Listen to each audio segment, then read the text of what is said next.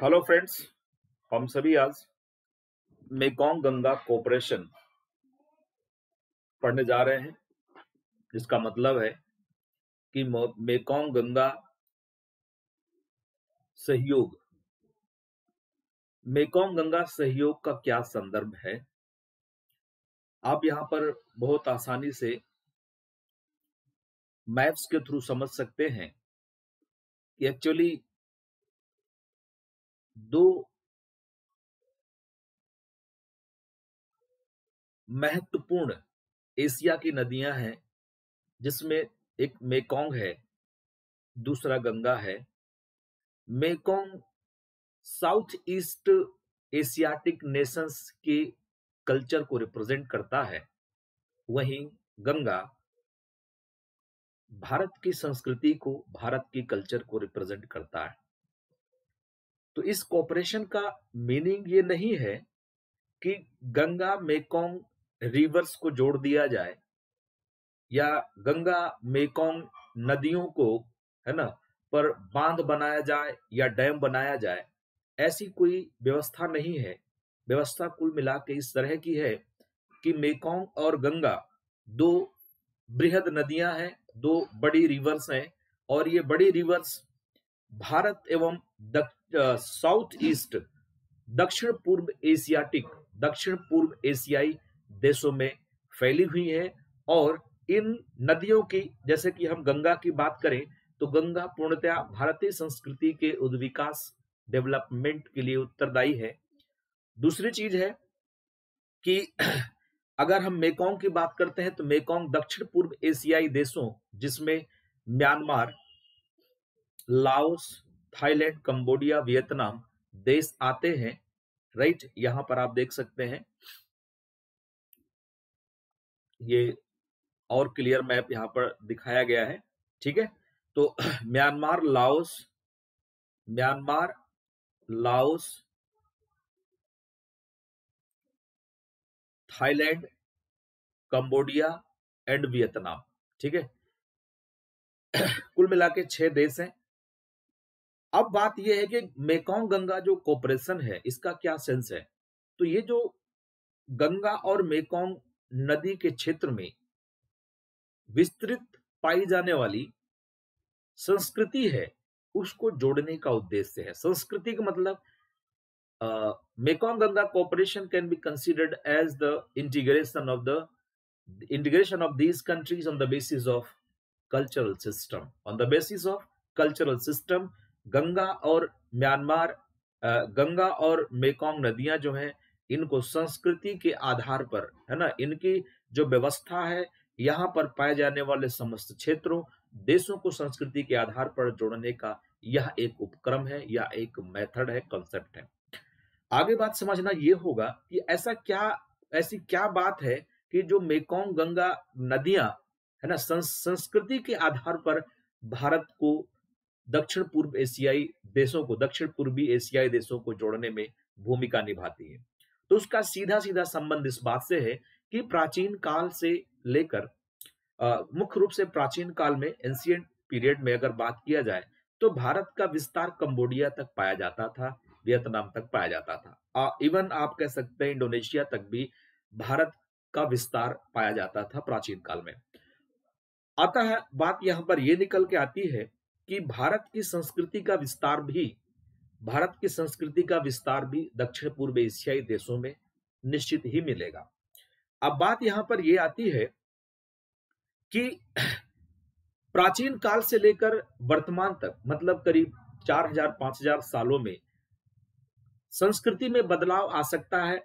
तो वही मेकोंग नदी के आसपास के जो देश हैं, है ना, जिसमें Myanmar, Laos, Thailand, Cambodia, Vietnam है, इन सभी देशों की संस्कृति में भी प्राचीन काल से आज तक 3-4 हजार सालों में, जैसा कि भारत की संस्कृति में कुछ कुछ बदलाव दिखाई देता है, उसी प्रकार से इन देशों की संस्कृतियों में बदलाव है, परंतु जड़ जो है, जो रूट है, वो सिमिलर है। अतः भारत एवं दक्षिण पूर्व एशियाई देशों की, है ना, संस्कृति के आधार पर एक मजबूत संगठन बनाया जा सकता है, स्ट्रॉन्ग ऑर्गेनाइजेशन क्रिएट किया जा सकता है, यही कारण है कि मेकॉन्ग गंगा प्रोजेक्ट यहां पर डेवलप किया जा रहा है। यहाँ पर आप इस फिजिकल मैप में और प्रॉपर देख सकते हैं कि ये मेकॉन्ग रिवर है ना। मेकॉन्ग रिवर है किस तरह से चाइना से फ्लो करते हुए, है ना, चाइना से फ्लो करते हुए यहाँ पर आती है। उसके बाद में चाइना को हमने एक्सक्लूड किया है इस कॉपरेशन से। म्यांमार के साथ आप देखेंगे बॉर्डर लाइन यहाँ डेवलप कर रही है। मॉडर्न म्यांमार लाओस के साथ ये बॉर्डर लाइन रिवर डेवलप करती है। साथ ही फिर आगे चलते हुए, है ना, थाईलैंड, फिर उसके बाद लाओस में पूर्णतया, है ना, कंबोडिया और अल्टीमेटली वियतनाम के साथ में अपना डेल्टा का निर्माण कर रही है। अर्थात बात यहाँ पर ये निकल के आती है कि म्यांमार लाओस, म्यांमार इधर है आपका, म्यांमार, थाईलैंड, लाओस, ठीक है, म्यांमार, थाईलैंड, लाओस, कंबोडिया और वियतनाम, ये कुछ ऐसे देश हैं जिनसे ये नदी जो है आपका मेकॉन्ग नदी है, बेहतर तरीके से आपको प्रवाहित होते हुए दिखाई दे रही होगी। और कोई भी नदी किसी भी क्षेत्र से प्रवाहित होती है, वह उस नदी के आधार पर उस क्षेत्र में कृषि व्यवस्था, मृदा की व्यवस्था, मिट्टी की व्यवस्था, ये सभी पाई जाती है। यही कारण है कि इस मेकॉन्ग की महत्वता के आधार पर इन देशों की संस्कृतियों का विकास हुआ है। जैसे कि भारत में गंगा, है ना, गंगा के विस्तार के आधार पर, गंगा के प्रवाह के आधार पर यहाँ की संस्कृति का विकास हुआ। हम सभी लोग जानते हैं कि देवप्रयाग क्या है एक्चुअली, ये अलकनंदा रिवर है, सॉरी भागीरथी रिवर है और ये अलकनंदा है। भागीरथी और अलकनंदा नदियां जब दोनों मिलती है तो देवप्रयाग बनता है। देवप्रयाग भारत का एक बहुत बड़ा सांस्कृतिक प्रदेश है, सांस्कृतिक क्षेत्र है। उसके बाद में ऋषिकेश देखते हैं आप, ठीक है, फिर हरिद्वार है, कानपुर है, Allahabad, one of the biggest cultural centre of India, है ना। फिर उसके बाद बनारस की आप बात करते हैं, वाराणसी, पटना, कलकत्ता, है ना। ये हालांकि गंगा का मुख्य भाग नहीं है, ये इसका डिस्ट्रीब्यूटरी है हुगली के रूप में, है ना। मेन भाग यहाँ पर, मेन पार्ट जो है पद्मा के रूप में बह जाता है बांग्लादेश में, है ना, प्रवाहित हो जाता है। तो अल्टीमेटली मैं कहना चाहूंगा कि ये जितने भी आप यहाँ पर मुख्य शहर देख रहे हैं, ये सभी भारत के बड़े सांस्कृतिक क्षेत्र हैं, बड़े सांस्कृतिक प्रदेश हैं। और भारत के स्तर पर संस्कृति की अगर बात करते हैं, कल्चर की बात करते हैं, सिविलाइजेशन की, तो इन सभी शहरों का, इन सभी क्षेत्रों का एक महत्वपूर्ण भूमिका प्राचीन काल से लेकर वर्तमान तक पाई जाती है। अर्थात भारत की संस्कृति को गंगा नदी वास्तव में अभिव्यक्त करती है। इसी के साथ मेकॉन्ग नदी भी दक्षिण पूर्व एशियाई देशों को भी अभिव्यक्त कर रही है ना। अब ऐसे में जब सांस्कृतिक समानता है तो इन क्षेत्रों को जोड़ना यह अत्यंत आसान हो जाता है। थोड़ा सा गंगा मेकॉन्ग रिवर कॉर्पोरेशन जो हमारा कॉर्पोरेशन कॉन्सेप्ट है, इसको हम लोग थोड़ा सा देखते हैं। The Mekong Ganga corporation was established on November 10, 2000। याद रखना है, क्या याद रखना है, एस्टेब्लिश कब हुआ है मेकॉन्ग गंगा प्रोजेक्ट? सन 2000 को। एट वेंटेन सिटी में, कहा, Laos, at the first MGC ministerial meeting. MGC क्या है? Mekong Ganga cooperation ministerial meeting में, प्रथम मेकॉन्ग गंगा सहयोग मंत्रीय स्तर मीटिंग में, मुलाकात में 10 नवंबर सन 2000 को वेंटेन में इसको स्टैब्लिश किया गया, स्थापित किया गया। राइट, तो कुछ फैक्ट्स हैं, कहां पर स्थापित किया गया? वेंटेन के, लाओस देश के वेंटेन शहर में MGC प्रथम मिनिस्ट्रियल मीटिंग के अंतर्गत 10 नवंबर 2000 को इसको स्थापित किया गया। It comprises 6 member countries, namely India, Thailand, Myanmar, Cambodia, Laos, Vietnam. तो कुल 6 देश हैं, है ना, कुल 6 देश हैं जिसको इस कॉर्पोरेशन में रखा गया है, इस कॉर्पोरेशन के भाग हैं, है ना, जिसमें नंबर 1 इंडिया है, number 2 Thailand, 3 Myanmar, 4th Cambodia, 5th Laos and 6th as Vietnam. ठीक है, ये 6 देश हैं। एग्जाम में क्वेश्चन यहां से पूछा जाता है कि इसके सदस्य देश कौन कौन से हैं। उसके बाद एक और महत्वपूर्ण प्रश्न पूछा जा सकता है एग्जाम में, the 4 the four areas of cooperation are, number 1 is tourism, number 2 culture संस्कृति, टूरिज्म माने पर्यटन, ठीक है, कल्चर, एजुकेशन एंड ट्रांसपोर्टेशन। ये मुख्य 4 भाग हैं जिन क्षेत्रों में कोऑपरेशन की बात एमजीसी फर्स्ट मिनिस्ट्रियल मीटिंग में की गई है ना। 4 क्षेत्रों पर पर्यटन के द्वारा क्या है, एक सांस्कृतिक जुड़ाव बनता है, अल्टीमेटली संस्कृति कल्चर ऑटोमेटिक इसमें क्या होगा, इंट्रोड्यूस हो जाएगा। पर्यटन यदि हम भारत के लोग इन सभी साउथ ईस्ट एशियाटिक नेशंस में जैसे थाईलैंड, म्यांमार, कंबोडिया, लाओस और वियतनाम में अगर हम पर्यटन के उद्देश्य से जाते हैं और इन सभी देशों के लोग भी भारत में आएंगे तो एक सांस्कृतिक जुड़ाव होगा, कल्चरल इंटीग्रेशन होगा, है ना। और उस कल्चरल इंटीग्रेशन होने के साथ साथ में और बहुत सारे डायमेंशन, आयाम, आर्थिक डायमेंशन डेवलप होता है, इकोनॉमिक डायमेंशन क्रिएट होगा, शिक्षा से संबंधित सहयोग हो सकता है, परिवहन संबंधित सहयोग हो सकता है। ये सारी व्यवस्थाएं ऑटोमेटिक विकसित होती जाती हैं यदि हम पर्यटन और संस्कृति के आधार पर इन देशों से अपना रिलेशन बनाने की कोशिश करते हैं। ये इंडिया का फ्लैग है, आप देखेंगे, है ना, इंडिया का तिरंगा झंडा इंडिया को रिप्रेजेंट कर रहा है, representing the India, right, representing India here. इसके बाद में जो सभी मेंबर्स है उसमें म्यांमार को आप आसानी से देख सकते हैं, ये मेकोंग रिवर है जो यहाँ से फ्लो करते हुए चाइना से, है ना, म्यांमार और लाओस के बॉर्डर से होते हुए फिर उसके बाद में थाईलैंड, है ना, थाईलैंड लाओस के बॉर्डर्स के साथ लाओस में पूर्णतया, फिर आगे चलते हुए लाओस थाईलैंड से बॉर्डर बना के कंबोडिया, फिर अल्टीमेटली वियतनाम में अपना ये डेल्टा का निर्माण कर रही है। तो बहुत ही आसानी से आप समझ सकते हैं इस मैप के द्वारा कि कौन कौन से देश हैं जो इसके सदस्य हैं, है ना। चाइना को एक्सक्लूड करिए, बाकी जिन क्षेत्रों में नदी बह के जा रही है, कौन सी, मेकोंग रिवर, उन सभी देशों की सदस्यता मेकोंग गंगा कोऑपरेशन में लाई करती है ना।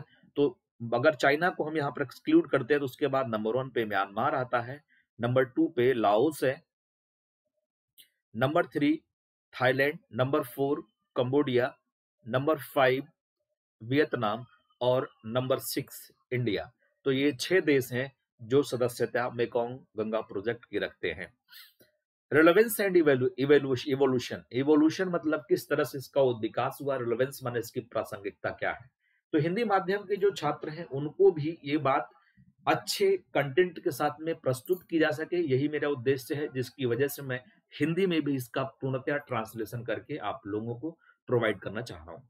रिलेवेंस एंड इवोल्यूशन, रिलेवेंस का मतलब क्या हुआ, प्रासंगिकता, इवोल्यूशन का मीनिंग होता है उद्विकास, उद्विकास, रिलेवेंस माने इसकी क्या प्रासंगिकता है, क्या इसका आवश्यकता है, इसकी वैश्विक पटल पर, है ना, अगर हम वैश्विक पटल पर बात करें तो ये क्या अपनी अहमियत रखता है, दैट इज कॉल्ड रेलेवेंस, है ना, दैट इज कॉल्ड रेलेवेंस। अगर इवोल्यूशन की बात करते हैं, उद्विकास की, तो ये किस तरह से एग्जिस्टेंस में आता है।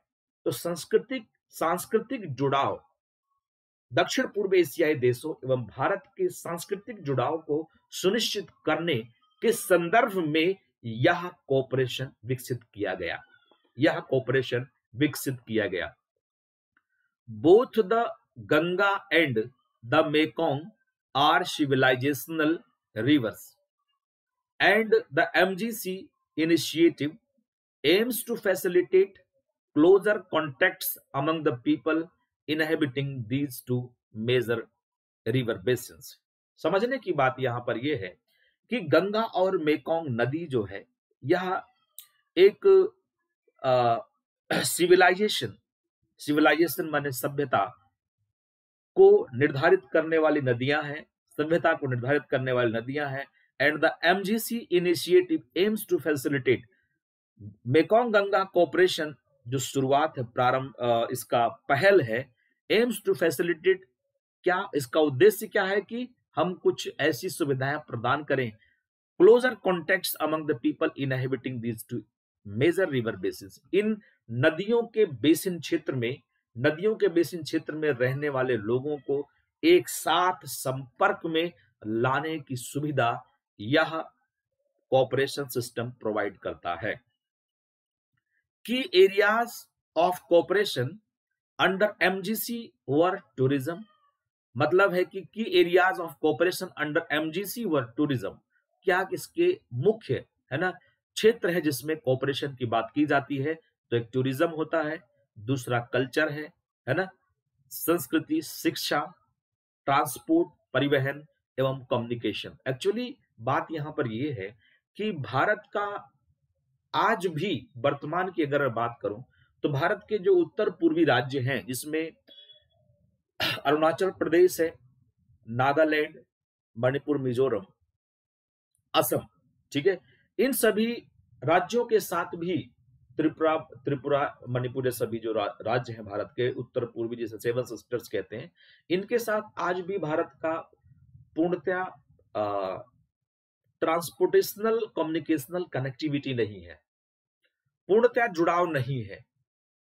और पूर्णतया जुड़ाव अगर अपने हम देश के राज्यों तक ही नहीं कर पाए हैं तो हम इसके बाद जो साउथ ईस्ट एशियाटिक नेशंस है जिसमें Myanmar, Laos, Thailand, Cambodia, Vietnam जैसे देश हमारे मुख्य भूमि से जुड़े हुए ही विस्तृत हैं, उनसे हमारा कैसे स्ट्रॉन्ग रिलेशन हो सकता है। तो उसके लिए आवश्यकता यही है कि हम अपने राज्यों के साथ, अपने राज्य जो उत्तर पूर्वी राज्य है उनके साथ होते हुए वहां पर अच्छी जो इंफ्रास्ट्रक्चर है, ट्रांसपोर्टेशनल इंफ्रास्ट्रक्चर, बिल्डिंग्स, ये सभी चीजें डेवलप करते हुए म्यांमार की तरफ आगे हम गमन करें, फिर लाओस, वियतनाम होते हुए हम अन्य क्षेत्रों में भी अपने संबंधों को मजबूत बनाएं।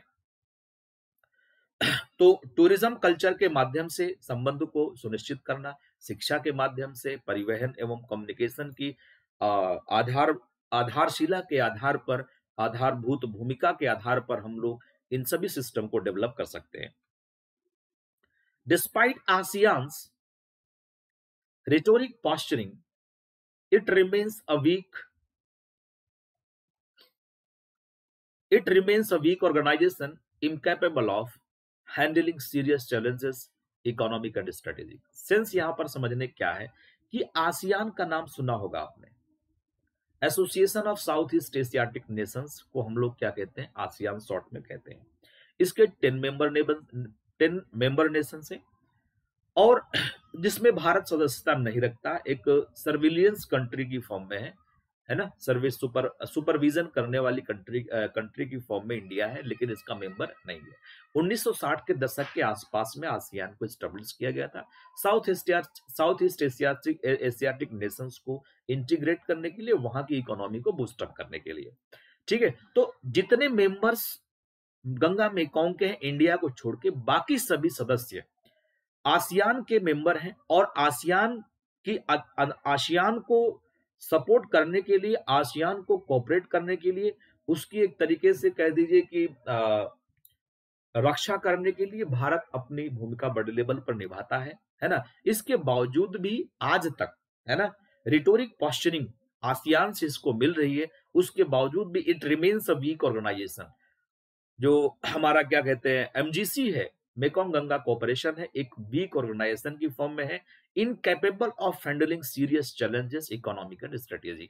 तो जो सीरियस चैलेंजेस हैं, जो सीरियस चैलेंजेस है आर्थिक एवं सामरिक चुनौतियां हैं, उनको हैंडल करने में पूर्णतया असक्षम है ना, पूर्णतया सक्षम नहीं है या असक्षम है। तो उसको सक्षम बनाने के लिए करना क्या होगा कि हम आपस में, है ना, भारत देश एवं बचे हुए अन्य, है ना, शेष 5 देश जो एमजीसी के सदस्य हैं, उन सभी के साथ सामाजिक, आर्थिक, शैक्षणिक स्तर पर बेहतर संबंध बनाने की का कार्य किया जाए। जैसा कि हम लोग जो जानते हैं कि south east Asiatic Nations Bharat की आर्थिक जो व्यवस्था है, आर्थिक मजबूती है, उसके कंपेयर में नगण्य है ना, उसके कंपेयर में नगण्य है।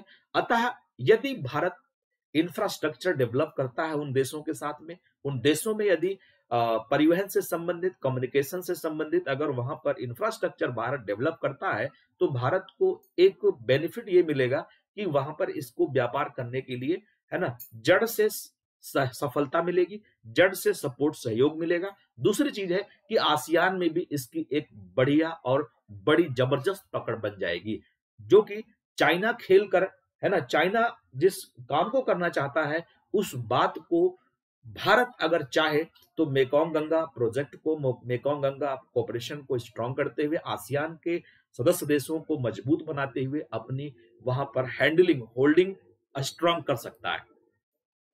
There has been a proliferation of trade groups, है ना, ट्रेड ग्रुप्स का विस्तार हुआ है। कैरिंग मेनी एक्रोनिम्स कंफ्यूजन्स, मतलब ये है कि बहुत सारे ट्रेड ग्रुप्स का जो व्यापारिक समूह है उनका विस्तार हुआ है, परंतु उसमें अभी इन्वेस्टमेंट लेवल पर एक कंफ्यूजन की एक्रोनिम्स की दशा बनी हुई है, जिसको हमें as soon as possible break करना होगा। With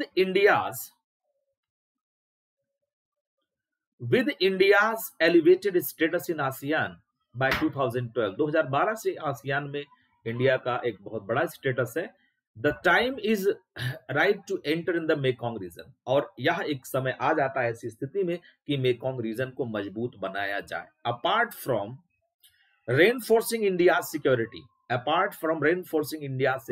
it will remove economic isolation. It will remove economic isolation of Northeast region. यदि हम मेकोंग गंगा कोऑपरेशन को स्ट्रांग बनाते हैं तो ऐसी कंडीशन में भारत को सिक्योरिटी सुरक्षा में सहयोग तो मिलेगा ही, साथ में it will remove economic isolation. जो इकोनॉमिक आइसोलेशन मतलब एक बंद व्यवस्था बनी हुई है साउथ ईस्ट एशिया की भारत के साथ में, वो भी रिमूव हो जाएगी और हमारा नॉर्थ ईस्ट रीजन से जुड़ने का, नॉर्थ ईस्ट रीजन से साउथ ईस्ट रीजन से जुड़ने का हमें बड़ा मौका, चांस मिलेगा। There is a lack of connectivity between India, Myanmar and beyond and hence need to build connecting corridors. हम ये, जैसा कि मैं भी थोड़ी देर पहले आपसे कह रहा था कि भारत के उत्तर पूर्वी राज्यों में भी अभी तक हमारी कनेक्टिविटी बहुत स्ट्रांग नहीं है।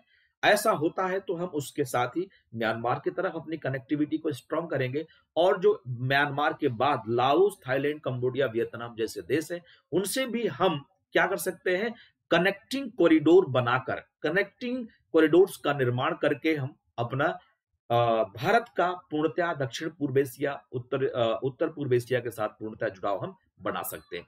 अनलाइक द यूरोपियन यूनियन के जैसा तो नहीं, with nascent Asian economies, nascent माने जो भी बहुत ही छोटे लेवल पर एक बच्चे के स्वरूप में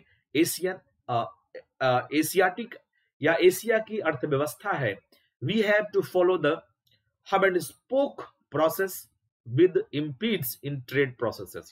Actually ट्रेड प्रोसेस में हब एंड स्पोक एक ऐसा तरीका होता है जिसमें कि छोटे छोटे जो कंपनी है वो एक साथ ग्रुप बना के इन्वेस्टमेंट करें जिससे कि एक बड़ा कैपिटल जोड़कर, है ना, आर्थिक विकास किया जा सके।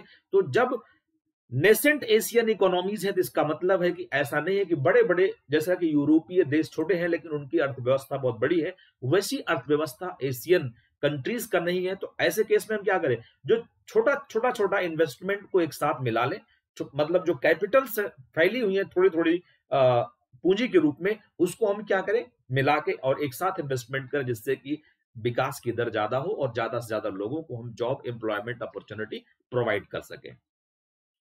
अगर लेटेस्ट डेवलपमेंट्स की बात की जाए तो इसमें conservation of rice germ plasm को संरक्षित करने पर भी, है ना, एक दूसरे का सहयोग प्राप्त हुआ है। एनहेंसिंग कोऑपरेशन अमंग एसएमई का मतलब होता है small medium enterprises, right. Small medium enterprises को कोऑपरेशन करने के लिए एनहेंसमेंट जरूरी है। India circulated a concept paper, India ने इसके लिए एक कॉन्सेप्ट पेपर सर्कुलेट किया है। हेल्थ के क्षेत्र में भी आगे बढ़ने की बातें की गई हैं। Aim is to strengthen the region's capacity to respond to the menace of drug resistant malaria and other such emerging public health threats। तो मलेरिया जैसी जो पब्लिक से रिलेटेड हेल्थ थ्रेट्स हैं उनको एनकाउंटर करने के लिए हमें क्या करना है, एक मजबूत व्यवस्था बनानी है। किसमें, ड्रग रेसिस्टेंट में, है ना, ड्रग रेसिस्टेंट लाइक मलेरिया, है ना, मलेरिया को रेसिस्ट करने वाले ड्रग, इन सभी क्षेत्रों में जितने भी प्रकार की आप कह सकते हैं हेल्थ रेट्स डिजीजेज हैं, है ना, हेल्थ रेट डिजीज हैं, उन सभी को एनकाउंटर करने के लिए हमें क्या करना है, ड्रग की तरफ जो दवाइयां हैं उसमें सहयोग की नीति भी लानी है। Common archival resource centre at Nalanda university. Nalanda university प्राचीन काल से बनी हुई एक विश्वविद्यालय है, नालंदा, है ना। ये हमारी एक पौराणिक कह सकते हैं शिक्षा का केंद्र रहा है, और उसको मेंटेन करने के लिए उस कह सकते हो आप शिक्षा के केंद्र को मेंटेन करने के लिए भी एक कॉमन हमारा ऐतिहासिक अप्रोच रहेगा। ठीक है, तो इसी के साथ में ये हमारा टॉपिक कंप्लीट होता है। शॉर्ट में समझना है कि मेकोंग और गंगा दो नदियां हैं जो क्रमशः दक्षिण पूर्व एशियाई देशों एवं भारत की संस्कृति को रिप्रेजेंट करती हैं, और इस संस्कृति के आधार पर ही हमें इस कोऑपरेशन को डेवलप करना है, जिससे कि साउथ ईस्ट एशियाटिक नेशंस को भारत के साथ में अन्य आयामों में भी जोड़ा जा सके। ठीक है, so all the best to all of you, have a nice time, good bye. Video को पूरा देखें और अपने सुझाव दें कि इसमें क्या परिवर्तन लाया जा सकता है। All the best.